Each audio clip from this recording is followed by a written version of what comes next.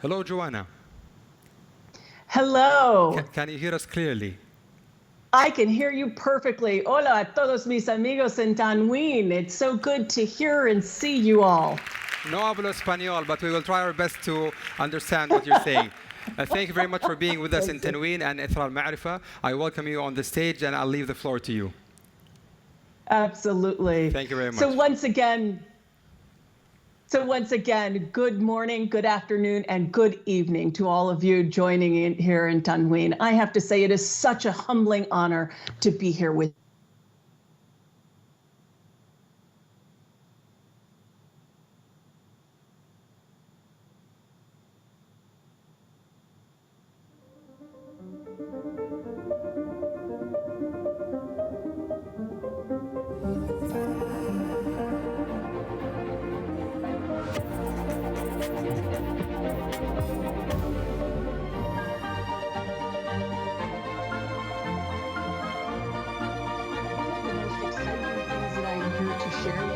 مرحبا بكم مرة أخرى. عارف وحشتكم عشان كذا جيتكم مرة ثانية. طبعا مشكلة تقنية كالعادة تصير في كل الإيفنتات، إذا ما حصل في مشكلة تقنية فهذا ما يعتبر إيفنت عادي، لذلك نعطي فرصة بسيطة لأصحابنا في القسم التقني لتصليح المشكلة في أسرع وقت ممكن.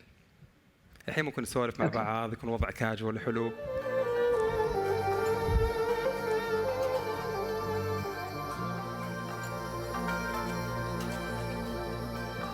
Joanna, can you hear us? I can. We're back online. Go ahead. Thank you. Okay, fantastic. You know, there's a little bit of thing that we have now in this pandemic that we're living through is we've got to do a much better job of creating magic and connectivity. But that's what we're going to cover today. One of the things I think I would just want to say, if you didn't hear it before, it is a humbling honor to be here with you today. As many of you know, I am both the head of research and design for Alexa devices at Amazon, but I'm also a very proud design fellow at an organization that I co-founded called designbyus.org. And the biggest thing about this here is that today, I really want to introduce my way of thinking about what it means to be a creator and a designer. You see, I'm a second-generation designer who grew up at the knee of a gifted mother who was an interior designer. Her extraordinary craft and design to better environments in the built world that people lived in, worked in, and healed in, and maybe traveled through. I spent my formative years in her design studio in San Antonio, Texas. Little did she know that at that time, and that I spent with her at work, that we would together, she would be shaping an artist and a design technologist and an Imagineer. So with that, all of that is the compound and the, just a second here. I want to make sure that you can still hear me.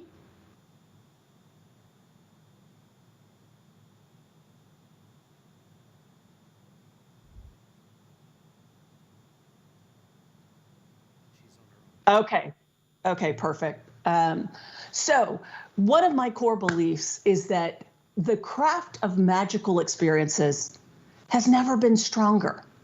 And the world's desire for an enchanted earth with experiences has never been greater or more important.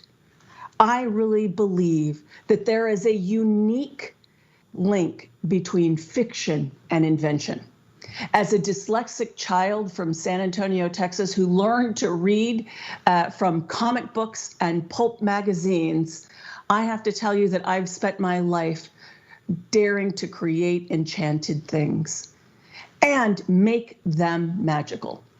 I think I've spent my waking hours over the last 25 years imagining ordinary objects or experiences and thinking about them in a way that says, how might I create extraordinary capabilities? So whether it was the comics of Charles Newton or the classic tales of Brother Grimm or the science fiction of Arthur C. Clarke, these fictional narratives of magical shoes, magic carpets, talking cars, and even a few talking speakers is something that I had dreamed of creating ever since I was about 7 years old.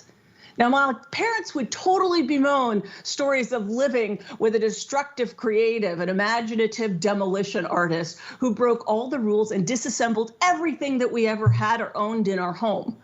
But here's what I will tell you. All of that led to some of the greatest inventions and business ideas that I've ever been able to create. Little did they know that I'd have a career of stumbling into real-world problems that would need magical thinking and a relentless set of design doing. And I stop right there. A relentless sense of design doing. That storied fiction and 17 years as a design technologist has led me to believe and continue to believe and lead creative and design teams across the globe to find that link between fiction and invention. And in a strong writing culture, just as I am living today, one of the things that's so great about being Amazonian is that the first thing that we ever do is we write a narrative. And it is that narrative that sets us apart and creates a unique opportunity to use technology as a canvas, data as paint, and the enduring stories that we'd like to imagine as extraordinary customer experiences. Now, I want us to set the stage. Here's the reality. Magic is just science we don't yet understand. Think about it this way. In 1908, when Minkowski, then later Einstein, theorized about the fourth dimension, who would have known that it would have taken NASA until 2011, right, to actually demonstrate what the fourth dimension was and scientifically could be? Yet authors in the early 18th, 19th century have written stories about the space-time continuum that have allowed us to travel in time or merely break the time barrier with inventions like commands like warp speed, Mr. Sulu. That begs an important question. What science do we not yet understand? And which science will go into making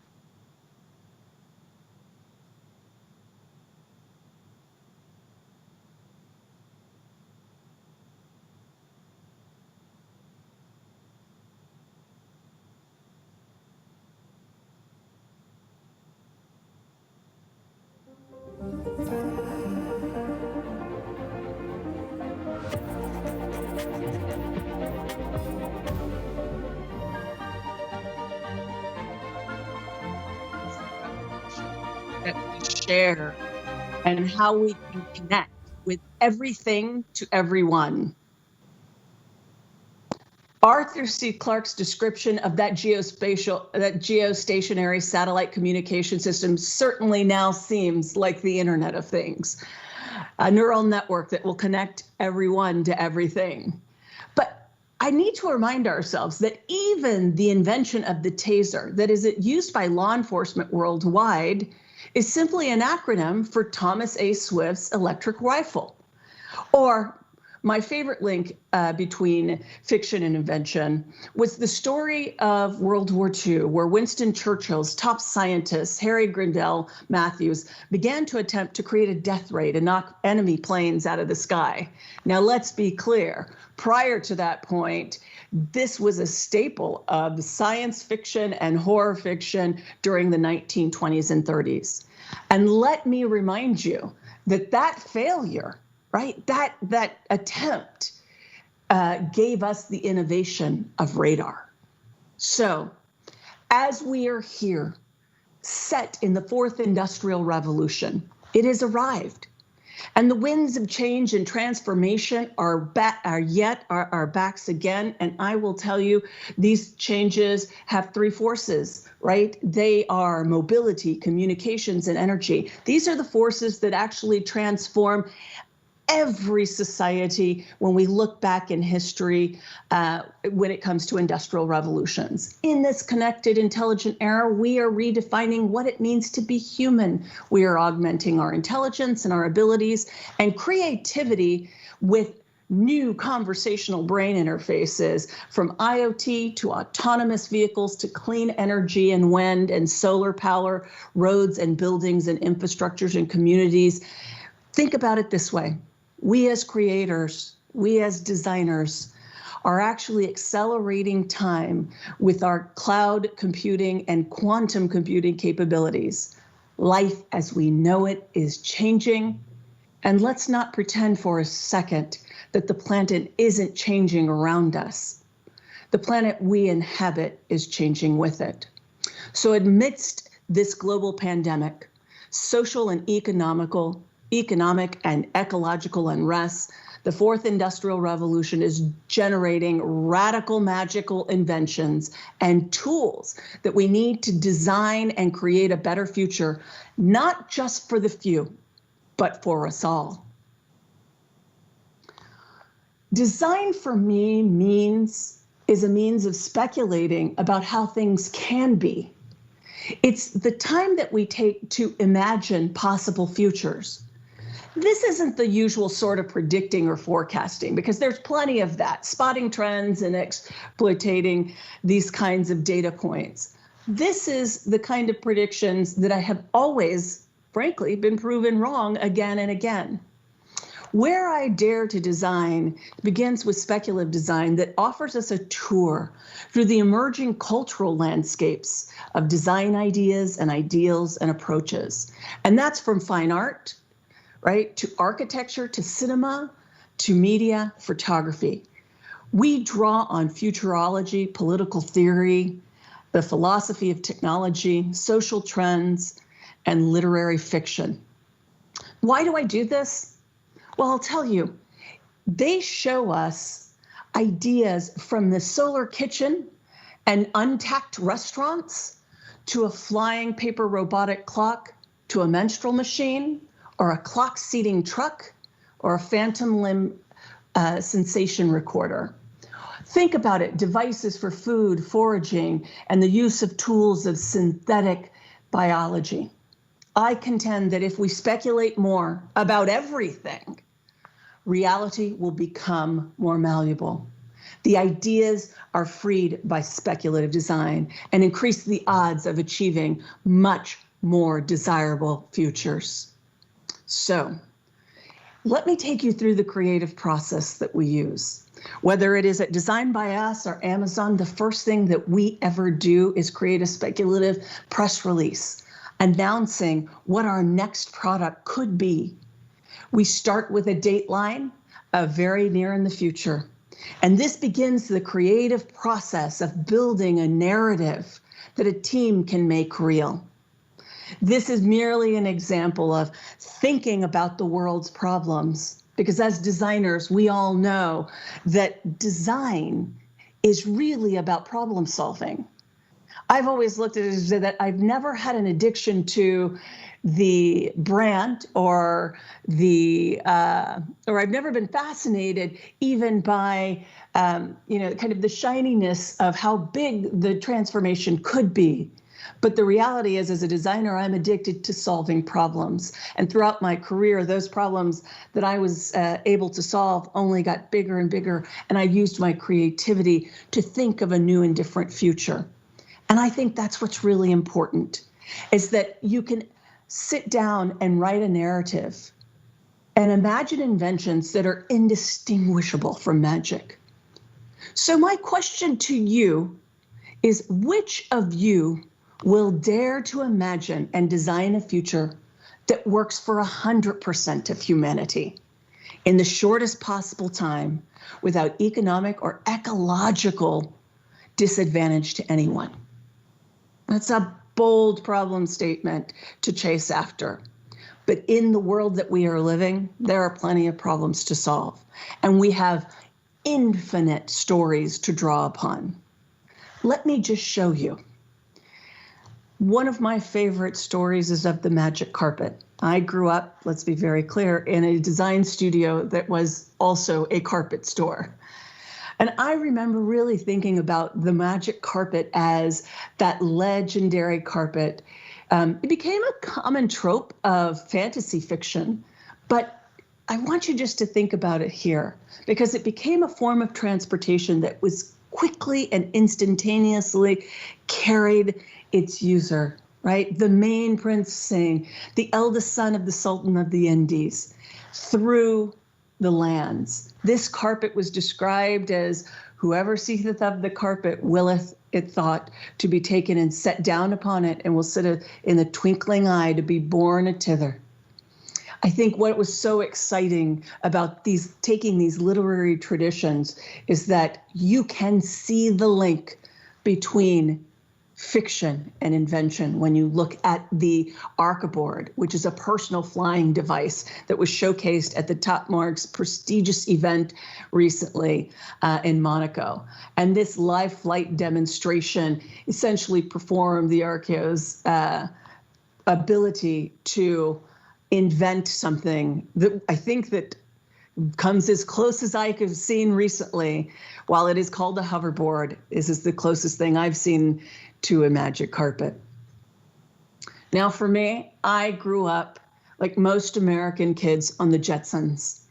And having worked with interior designers most of my life and running deprivation studies into people's homes, we've got to remember that people's homes are their castles.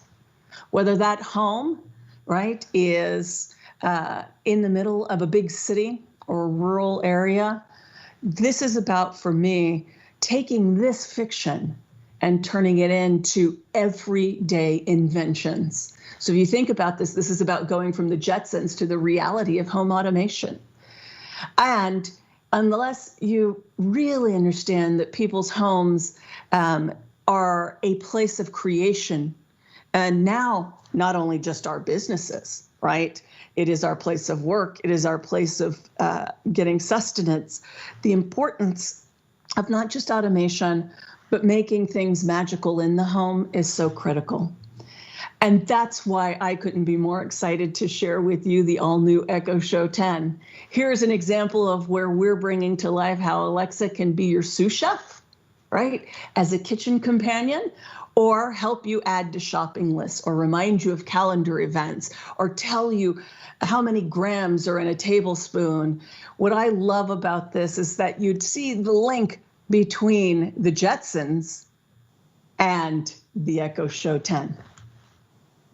As we fast forward into another genre, you know, Gene Roddenberry's Star Trek was something that I remember watching late at night on Saturday evenings, and I was always mesmerized by Uhura. But one of the things that was so mesmerizing was that wireless earpiece in which she as the communications officer and Spock were known to have used on a number of occasions. She could always see it, a microcomputer made for her ear, and it was decrypting, you know, all of the information that was coming out of the universe. Uhura's translator, you know, she not only it made her a translator, but a communications officer who specialized in linguistics and cryptography.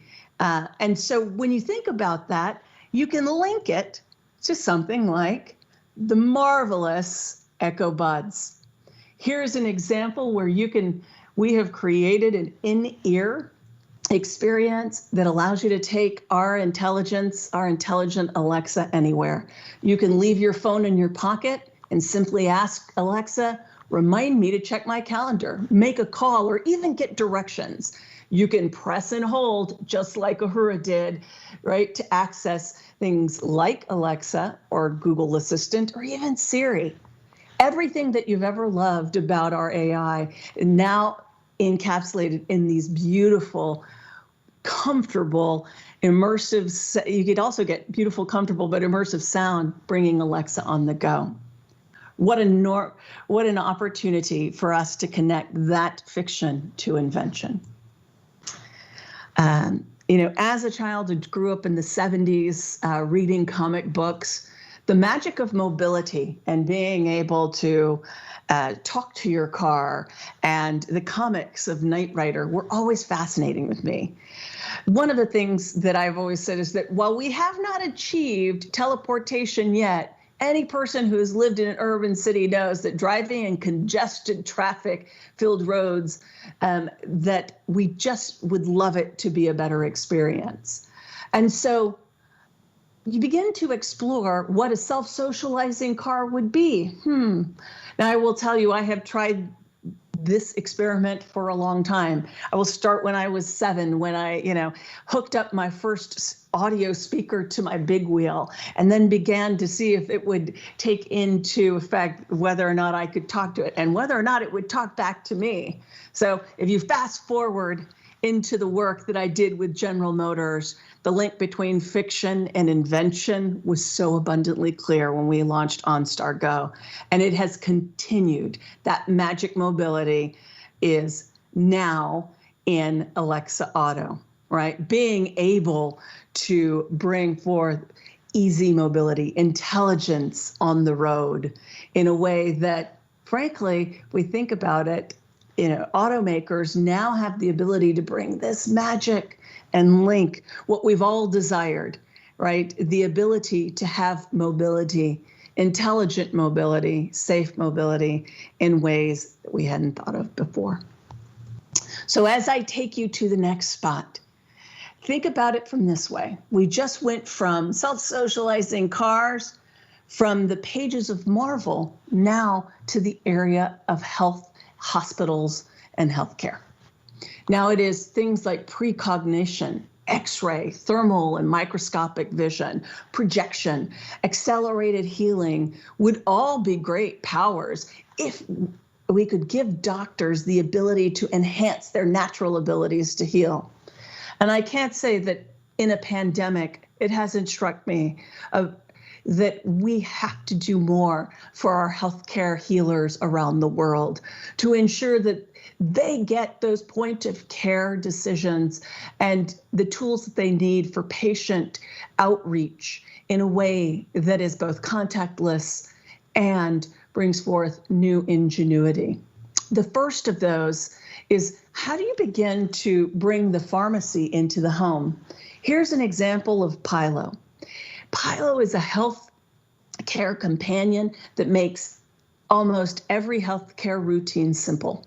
Using a combination of adaptive AI throughout designed hardware and machine learning, this machine actually proactively brings together enterprise solutions right into the home. And it dispenses things like pills and medication. Let us not forget that when we think about all of these devices, that we have a series of nomadic devices, and those nomadic devices offer comprehensive solutions to people that are suffering from chronic conditions, like Dialogue, which is a wearable that is being designed for people with epilepsy to achieve a deeper understanding and make better decisions about their condition and their health, by considering all stages of epilepsy, the pre-event, the event, the recovery, the living piece of it, living in a natural, frictionless environment that is always there, and putting the user, right, the patient, the human, in touch with their condition. I would be remiss to say that if we didn't think about healthcare and our ability to see, right, is bringing or restoring sight and improving lives. And E3 is a phenomenal example how creativity and design is daring to create the first electronic pair of glasses for the legally blind. Imagine that. What if we could cure blindness? These creatives are daring to take that problem on in a world where 285 million people are considered blind. That's 86% of those people are legally blind or have low vision, are caused by macular degenerations, glaucoma, and other conditions, eye conditions. So rather than experiencing complete blindness, the vast majority of visually impaired people exist on this spectrum. And here is a gadget that tries to solve that problem and do so in a magical way.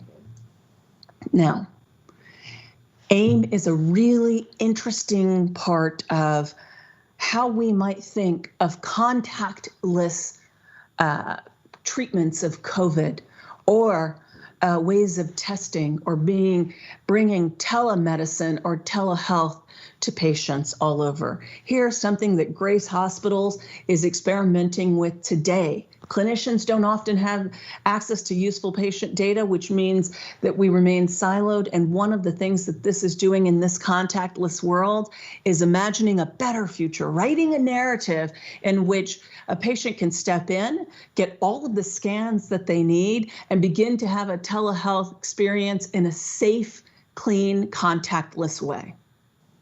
This is one of the things that is giving physicians a deeper patient understanding and informing the actions. Despite the proliferation of all these connected devices and health applications and health data, today, most of it is siloed, and AIM is built on an integrated multi-source data platform that facilitates action and eliminates the blind spots for clinicians and is meant to cut down the time to diagnosis, the time and inaccuracy that exists today. This isn't just something that is needed far off in the future. This is needed today. This kind of creativity and imagination. Now, as we fast forward into our post-COVID world, and I say post-COVID, not because the world has figured out what it is, but we are living in a world that is living with a pandemic, and we are all still trying to figure it out. So one of the things that I recently did as a design fellow in the Design by Us Design Corps was begin to use a speculative design to link fiction between the invention of high quality masks. I called them magic masks. The Design Corps called it the 100 million mask Mayday. It begged the question, what if we could protect 100 million people with well-designed, sustainable, reusable, eco-friendly personal protective equipment that reduces the spread of COVID, decreases PPE pollution that is showing up in our land and oceans, and increases the availability of professional PPE to healthcare professionals treating patients across the globe? Well, I am happy to share with you that invention. What started off as a design brief and a speculative press release has ended up in this program producing the Breathe 3D respirator mask, which was initially designed as a replacement mask for N95 and has evolved to provide up to 99% filtration and uses antimicrobial filaments. Now, here's the most important part about this. It wasn't just the invention of a mask and creativity that, by the way, I have to give props where props are due. This started out as something that began as the Montana mask, and the 3D printing community came to life and evolved over and over on everything from building upon facial recognition to get size and comfort and seal. Really important because, as we all know, the seal inside of your mask is what keeps you safe. But I think the other thing that's super important around this is the long-term comfort, right, for everyday users. I happen to use mine all day long most days. And so what this does is not only democratize the usage of masks, but the making of them. Because what we did was actually create an ecosystem of 3D print studios across the globe to begin producing them. Today, as of this date, we have donated up to 250,000 masks, and we can intend on continuing through this pandemic because no one should have to go unprotected. But I will tell you, this began by linking science fiction to invention. Now onward as we look, as a child, come on, most of us who've ever read the stories of Snow White at one point stood in the mirror, just like this, but this time instead of a microphone, it was a brush, and said, "Mirror, mirror on the wall, who's the fairest of them all?" Well, during my sabbatical, I was called upon by a CEO of one of the largest cosmetic companies to reimagine the mundane tasks and rituals that we do in front of the mirror with a prototype, a next generation health and beauty platform that starts with a story of unearthing that magical mirror, right? Not just for you, if you start to think about it, how often in the things that we do in the mirror, this was me before I started playing with it, I would use my mobile phone. But what if we could actually enchant the mirrors that we have? What if we brought technology into those mirrors, taking away the friction of putting on things like makeup, finding out our daily health statistics, and actually being able to make mindful decisions and use the power of projection. We developed hundreds of use cases and crafted speculative design briefs, all started off with that piece of fiction of the witch standing in front of the mirror and asking them who's the fairest of them all. These are the kinds of ideas that we have the opportunity to start to create in this world, because the reality is the tools are available to us. The challenge is whether or not you will actually link that fiction to invention. And today I will leave us lastly with, I think, one of the most important things that I've heard each and every one of you talk about today, which is the importance of enchanting Earth. One of the things I am so critical of is all of the narratives that we have normalized around Earth and its destruction. Well, the Design Corps decided to take a different narrative, to choose a different creative and flip that narrative on its head. And they have linked fiction to invention, working with Earth DNA, which was co-founded by myself, Deva Newman, and world-renowned architect Guy Trotti. We have strived to incubate an invention called Earth Speaks, a chatbot that democratizes Earth's data, that enables humans to heal spaceship Earth in 1 decade. What if we could do that? What started out with a negative narrative, we immediately turned to the narratives of Bucky Fuller, right, and the Seventh Eves, not to a utopian narrative, not to one that is post-Earth, but one that saves Earth, one that recognizes that Earth will heal itself, and recognizing that there is only a planet A, not a planet B. And in this way, I will tell you, this is the kind of thing that says magic and invention, right? You have to dare to design the future. Now, on our deepest levels, your consideration to thinking about the distinction between experiences you've had and the experiences of characters and stories you've heard. Crafting an enchanting experience is so critical, and it's simply a mix of connection, individualization, socialization, gamification, and more importantly, storyfication. I've always believed that the best way to predict the future isn't just to read the tea leaves, but it's to attempt to design it. And that link between fiction and invention is so powerful. It's why we as human beings have the need to tell, collect, and understand stories. Fiction allows us to live more lives in this space and time, in one lifetime, than you would normally be able to. And it allows us to benefit from the outcomes of simulations without being exposed to the dangers of time constraints that you would be forced to undergo if you had to live the experience and inform the reality yourself. So once we understand the power we wield as creators and designers, we can design the moments that change the world. I believe that we can design the moments that keep an aging population on the go and that celebrate all ages and all cultures and ethnicities. We can design 3D printed life-saving pieces of anatomy or even masks that save lives. We can design those teachable moments that are accessible to everyone around the world. We can democratize learning, and we can design economic equality for women. We can design diversity and inclusion into every one of our corporations, and in that way, we can design the moments that solve systemic problems. We can design the moments that extend human life. There is nothing more powerful than expressing your craft to enchant objects and making interfaces more tangible, haptic, incidental, embedded, and more expressive, and ultimately more human.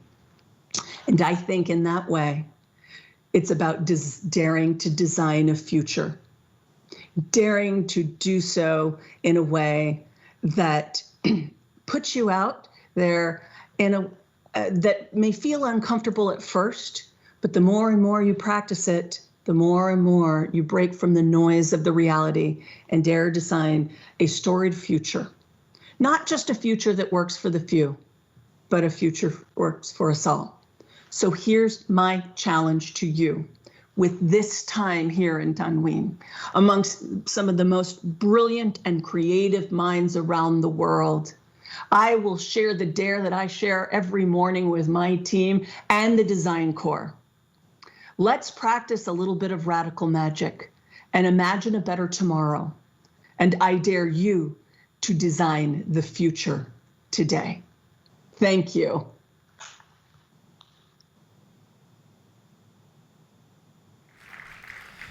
Thank you, Joanna, for the very inspiring talk, and I thank you for taking me back 20 years when I used to watch the Jetsons with my parents. So I think it's a good opportunity now to take questions from the audience in the auditorium and also from the link below. So if you have any questions from the auditorium, please raise your hand. If not, we'll take a question from the screen here. So the first question says, in your point of view, how did technology help during the COVID pandemic? That's a great one. Here's what I will tell you. It's helped in a number of ways. I am looking at something that what has been interesting around COVID that the countries that have actually been able to what we call crush the curve, bring down the curve, have utilized digital transformations as an opportunity to create new, what we would call untact. If you translate that into English, it's contactless environments. And I actually think that so often we have spent so much time looking backwards and trying to get back to normal, but instead of trying to get to a new next. And the new next that is emerging today as we speak and sit here are innovators who are bringing robotics into restaurants so that you're reinventing the restaurant or dining experience, because this is something that has become ultimately dangerous. You're also seeing ways of technology being able to use, think about voice technologies. One of the things that was so critical for me was understanding that getting information to people around COVID and whether or not they felt they had COVID amongst Alexa devices was really important. So at the beginning of the pandemic, it was something that Alexa device teams enabled skills to connect people to the right kind of information to ensure that they were safe and had access to the things that they needed.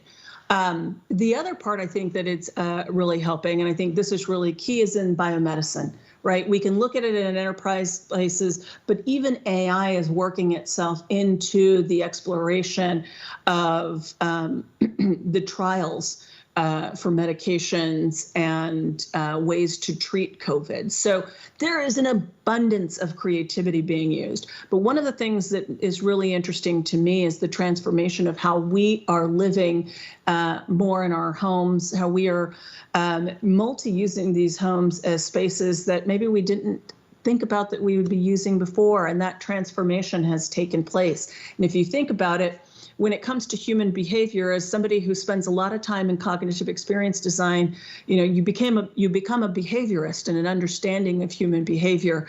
And so in human behavior, if you have repeated something for 6 weeks or more, you begin to see it as a new next behavior. And so the thing that I would tell all of your audiences to be mindful of is that everything that we knew from the past no longer stands. And you have all of these emerging behaviors, human behaviors, because of our desire to stay safe and remain healthy at a time when it's not so easy to do so. We are innovating by the second. And it is great creators on the ground that are doing things like creating. This started out as a communal project in the 3D print community and is now something that today, matter of fact, I spent most of my evening last night packing up packages to protect poll workers in the US election with masks like this. So technology is coming in all forms. And I think the evolution will continue to be. But the clear part of this is using the tangible creativity and the tools that you have available today, because there are so many. Thank you, Joanna, for a very deliberate answer. I have one more question from the screen. If we have anyone from the stage, please let us know. So it says here, what is the most critical piece of technology in our life today? I would tell you that there are actually two critical pieces of technology that we're seeing. Let's start with connectivity. I think that the importance of connectivity, and I mean, high-speed technology and connectivity is critical. It is the difference between economic freedom and the cutting off of economic opportunity. And so it is so critical as we look around the world that we bridge the digital divide. The digital divide begins with understanding that it is just as important for urban centers and rural communities alike to have the same connectivity. And it is no different than electricity.